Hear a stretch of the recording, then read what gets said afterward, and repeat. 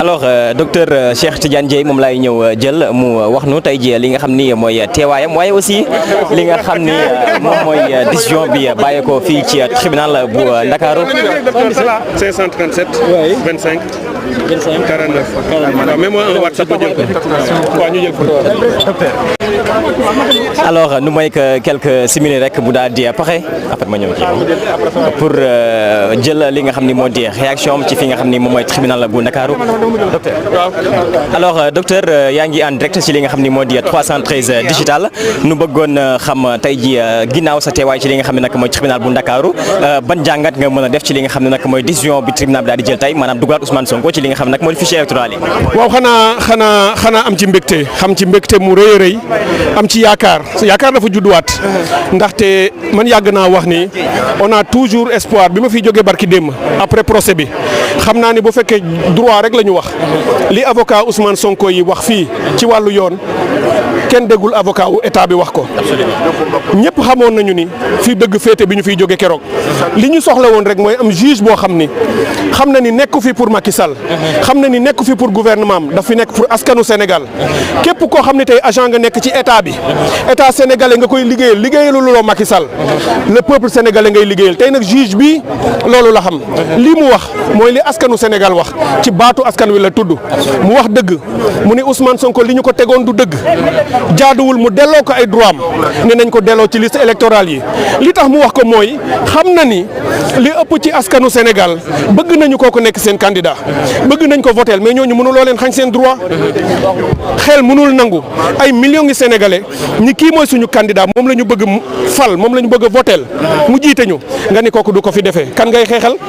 boo waxee loolu kañ ngay xeexal Ousmane Sonko sa wu askan ngay xeexal te benn njiit mënul xeex ak sa askan ba jëlee ci ndam loo am ci ngànnaay loo am ci sécurité mënoo xeex ak sa askan ba jëlee ci ndam défaite bii mu am tey bu delluwul ginnaaw dana amaat bu ko gën a rëy moo tax may lancer appel fu ma intervenir yëpp loolu laa wax ma ne ko président Macky Sall maa ngi lay lancer appel di la ñaan yoon may na la nga def recours waaye bu ko def ñaan naa la président Macky Sall bul def recours parce que yéexal jël la te baaxul ci askan wi di Sénégal na nangu ni Ousmane Sonko lii yàlla moo décidé ni fii mooy yoonam bu yàlla ne Ousmane Sonko yi nekk président 2024 moom Macky Sall mënu koo tere bu demaatee ci yoon dina perdre parce que yàllaay def mu perdre nan nangu ndogal mu wax agent judiciaire de l'État bu ñu déposer recours nañu jox fiche de parrainage yi Ayib Daffé Ousmane Sonko ñu bàyyi ko fii ba le 26 mu defar dossier am dem déposer ji candidature am bu ñu demee le 25 février 2024 askanu Sénégal tànn bu ñu tànnee ni Ousmane Sonko mooy seen président de la République ñu xam ne askan wi décidé na gis nga yii ñuy def depuis 2021 askan wi rek moo ko mën a faj bu askan wi décidé fal ko ñu xam ne askan wi jugé na enquête na def na lépp jàpp na ni Ousmane Sonko lañ ko teg lépp du dëgg loolu mooy traitement politique yàgg naa leen wax ni le traitement judiciaire état bi mënu cee am ndam parce que nekkul ci dëgg ce n'est qu'un traitement politique la ñu mën a résoudre tous les problèmes du pays mais traitement politique bi da nga koy bàyyi mu bokk ci na bàyyi Ousmane Sonko mu bokk benn nañu ko libéré mu génn ci kaso bi munoo taxaw ci fenn ci àddina bi ni Ousmane Sonko terroriste la ba nit ñi ne li nga wax yenu na maanaa dañ la naan dof nga Ousmane Sonko du terroriste xam nañ ko ay financement yu jóge Qatar waxuñu dëgg xam nañu ne waxuñu dëgg rebelle la xam nañu ne waxuñu dëgg man Casamance laa dëkk maa ngi moom fa la ñu dëkk fa laa juddoo yaroo fa Dièye laa sant Cheikh Tidiane Dièye di gànjool juddoo Casamance yaroo fa est-ce que rebelle la ña fa nekk ci àll bi mënuñu leen sax tudde rebelle suñuy mbokk lañu suñuy doom suñuy rakk ak suñuy sët ak suñuy nijaay ñoo fa nekk nañu apaiser réew mi président Macky Sall na bàyyi Sénégal noyyi na bàyyi démocratie bi noyyi na bàyyi ñu choisir président bi ñu bëgg en 2024 incha allah réew mi apaisé wu jàmm dellu si ñu tabax ko gis nga réew mi nit bu ndóol warul am fii wallaahi yàlla xam na ko li fi am ci ressource waxuma sax ressource yi ñu am ci ressource naturelle mais nit ñi suñu première ressource mooy suñu intelligence ku ñu gën a am intelligence ci àddina bi lu ne mën nañ ko mais ñàkk njiit yu liggéeyloo askan wi moo ñu indil lii 2024 nañu changé loolu ñu système bii fi nekk tey indi lii maanaam ay nit dugg ci biir di ay ministre nekk ci parti au pouvoir ak ñi leen ànd ak ñoom ci journalistes yi ñi ànd ak ñoom ci force de sécurité yi ñi ànd ak ñoom ci leneen ak leneen loolu mooy système bi du ñëpp mais pàcc bu nekk ci état bi dañ fa am ñu leen fa nekkal ndax seeni intérêt. système boobu yor Sénégal di minorité boo leen boole woon ñoom ñëpp matuñu 200. ci 18 millions de Sénégalais ñu ne réew mi du changer fu ñu ko teg réew mi il faut que mu changer parce que changement bee ngi ci bopp nit ñi ba noppi. mu ngi ci xol yi une idée nag idée xalaat bu demee ba mat. ba dëgër amul lu ko mën a téye ci àddina. docteur est-ce que nekk si bopp Ousmane moo nekk sama bos moo nekk ci bosu patriote yëpp ak sénégalais yi. amul lu ko mën a téye. c'est très important docteur est-ce que beneen Sénégal exactement est-ce que yaakaar nga ki nga xam ne mooy Ousmane Sonko bu demee fële ca DG pour jël li nga xam ne moo di fiche dinañ ko jox ndax gis nga li nga xam ne moo amoon fële gi ca Ziguinchor buñ fa ñëwee dañu wax ni dañuy xaar def pourvoi ba pare. dama ci am yaakaar moo tax ma appelé Macky Sall dama am yaakaar ni war na nangu ni jeex na mu yemale ko fi moo tax ma ñaan ko tey dama ko woowee président Macky Sall monsieur le président Macky Sall pour l'intérêt supérieur de ce pays pour l'intérêt supérieur du Sénégal joxal Ousmane Sonko ses fiches de parrainage mooy jàmmu Sénégal mooy naataange Sénégal mooy bëggu sénégalais yi dama ko ñaan ne ko bu mu def recours amul njëriñ day yéexal jël mënul tere Ousmane Sonko gagné parce que gagné na ba noppi fan yii yëpp maa ngi ci biir réew mi di dox fu ne laa dem gis nga fu ma ci dem mu di marché mu ci garage mu ci école fu ñu dégg moom ma ñëw du ma Ousmane Sonko de mais bu ñu nee docteur Cheikh Tidiane Dièye doomu ndeyu Ousmane Sonko marché bi yëpp dañuy génn yàlla xam na loolu fépp fu ma dem mais loolu da nga si mën dara doo bàyyi kooku mu bokk ci élection yi gars yi midi ñu fal ko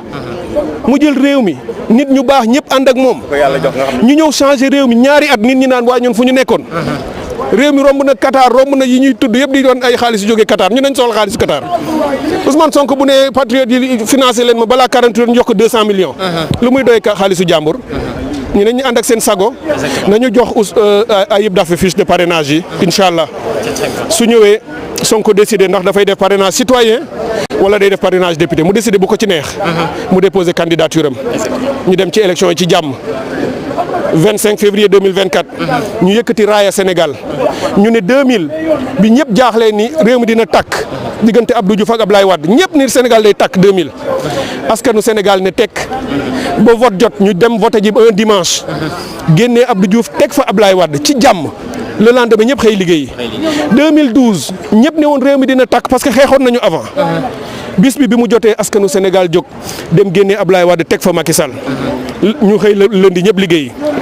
le 25 février 2024 loolu la ñu ñaanal Sénégal askan wi jóg dem voté ji kii Macky Sall bokkatul ndax askan wi nee na ko doo bokk ba mu bàyyi mu teg fi Amadou Ba mënul gagné Parcelles Assainies adduna yëpp xam na ni mënul gagné Parcelles Assainies donc mënul gagné réew mi ñu jël ko tegee ko ndànk ci côté askan wi tànn Ousmane Sonko ñu fal ko ñu jox ko raaye mu liggéeyal réew mi loolu rek moo fi war a nekk président Macky Sall ne jaar ci yoon woowu moo ko indiqué Ousmane Sonko du fi fayonteeg moom ëpp na loolu ëpp nañu chasse aux sorcières man mi yàgg naa ci wax ak moom xam naa ko du xolu ku naan damay fayonteeg nit ëpp naa naan maa ngi toroxal président au Sénégal danaan na yoon liggéey na yoon def liggéeyam parce que dañuy libérer justice ba mu jël indépendance am ku justice woo nag di nga ñëw wuyu si ko waaye président du ni dem leen ngeen tëj kii parce que dama ko bëgg a fayu du ko def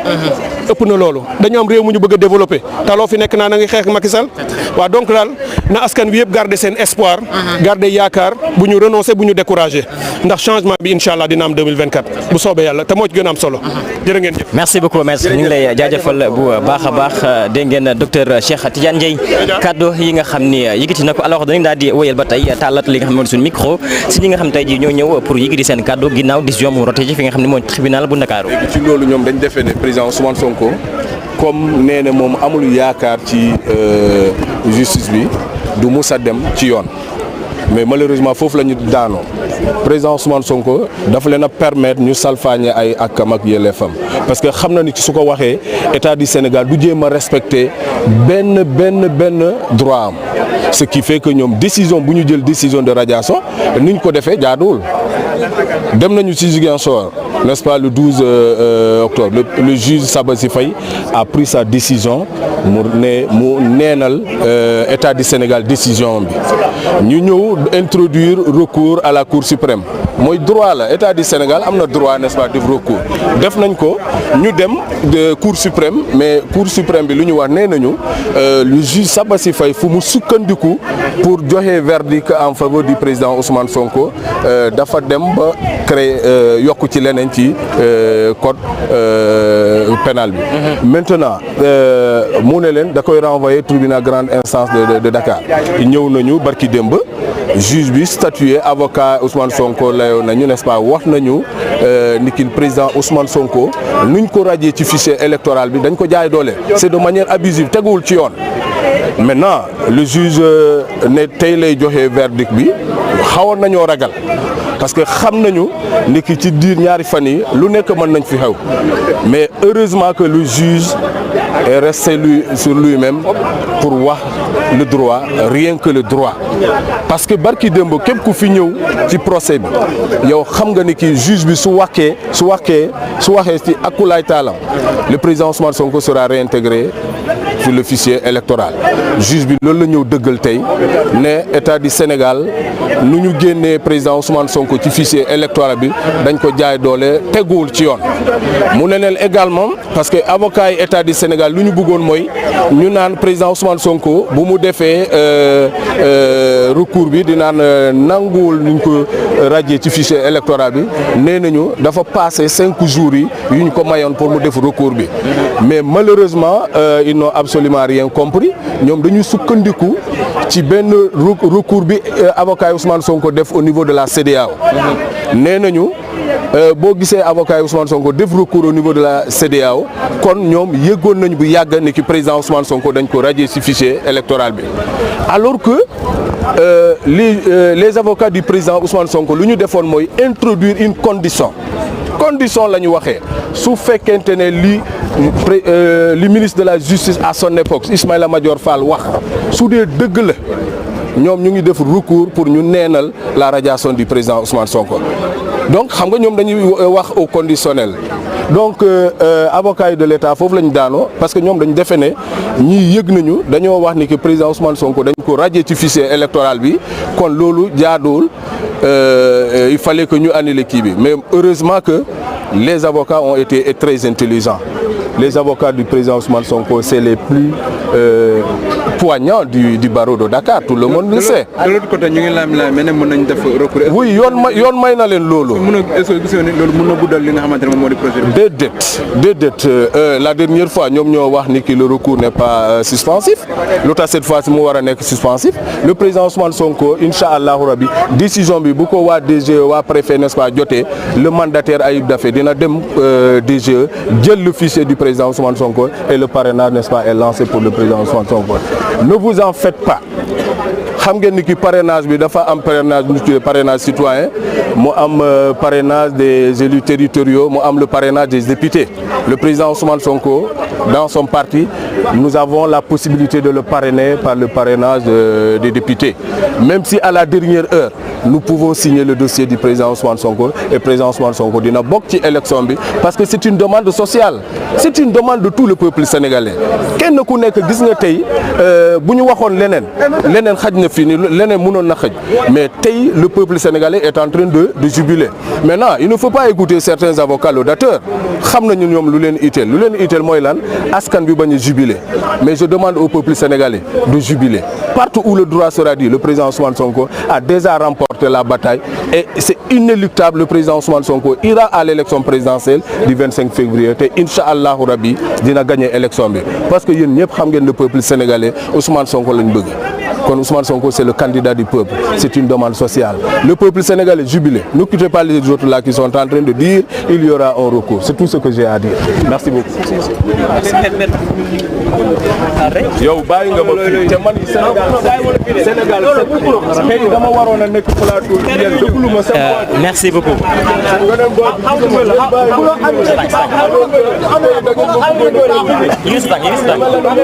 Qui était effectivement retenu ce matin, qui a demandé à ce que Ousmane Sonko soit rétabli dans ses droits en ordonnant la réintégration de Ousmane Sonko sur les listes électorales. C'est ce que nous avions demandé depuis Ziguinchor et la justice sénégalaise vient d'ordonner que notre justice est indépendante. Pourtant, Ousmane Sonko a toujours dit que cette justice était celle de Macky Sall, qu'elle ne disait pas le droit, Et il avait dit Ousmane qu'il n'allait pas répondre, qu'il n'allait pas déférer aux convocations de Dame Justice. Aussi bien pour Mame Mbaye Niang que pour Adji Sarr, il a refusé de comparaître. Et pour Adji Sarr, il a été condamné par contumace. Et la condamnation par contumace a des conséquences. Donc, l'éviction des joutes électorales, des compétitions électorales. Vous ne pouvez plus être électeur, vous ne pouvez plus être éligible si vous êtes condamné par contumace. Et nul ne pouvant se prévaloir de sa propre turpitude, le sieur Ousmane Sonko, ayant refusé de comparaître devant la chambre criminelle, a été condamné par contumace et perd tous ses droits. Il ne peut plus se présenter à des élections. Donc aujourd'hui, lui qui disait ne pas avoir confiance en la justice de notre pays, cherche par tous les moyens à être réhabilité par la justice. Quelle contradiction! Donc, après la victoire qu'il a obtenue à Ziguinchor, qui prouve l'indépendance de la justice, nous avons saisi la Cour suprême qui a tranché en disant que le juge de Ziguinchor n'avait pas bien statué. Le juge de Dakar reprend les mêmes erreurs, fait la même chose que le juge de Ziguinchor. Nous allons faire la même chose en formant un pourvoi en cassation, en retournant devant la Cour suprême, cette même Cour suprême qui nous avait donné raison. Elle va encore nous donner raison parce qu'elle ne peut pas se dédire, elle ne peut pas se contredire. Donc ce qui jubile aujourd'hui, j'ai envie de rire. Ils n'ont rien compris. Parce que ce qui compte en droit, c'est ce qu'on appelle la décision définitive. Et celle-là ne peut être prononcée que par la plus haute juridiction du pays, la Cour suprême. Donc ces gens-là, ils n'ont rien compris. Malheureusement, pour la plupart, c'est des analphabètes et des ignorants. Non, je ne parle pas de gens qui jubilent partout. Ils n'ont rien compris. Rira bien qui rira le dernier. Toujours confiant parce que, contrairement au Ousmane Sonko, je sais que ma justice est indépendante, elle est bonne. Mes juges sont bons.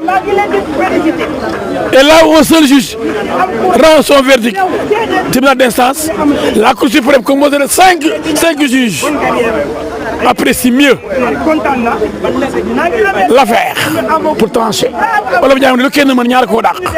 Et la Cour suprême, c'est la juridiction suprême, supérieure. Aujourd'hui, c'est une bataille qu'ils ont gagnée. Félicitations. La victoire, la guerre qu'on va gagner, c'est nous. Donc la grande victoire, on l'attend. On l'attend. L'État n'a pas appliqué le droit.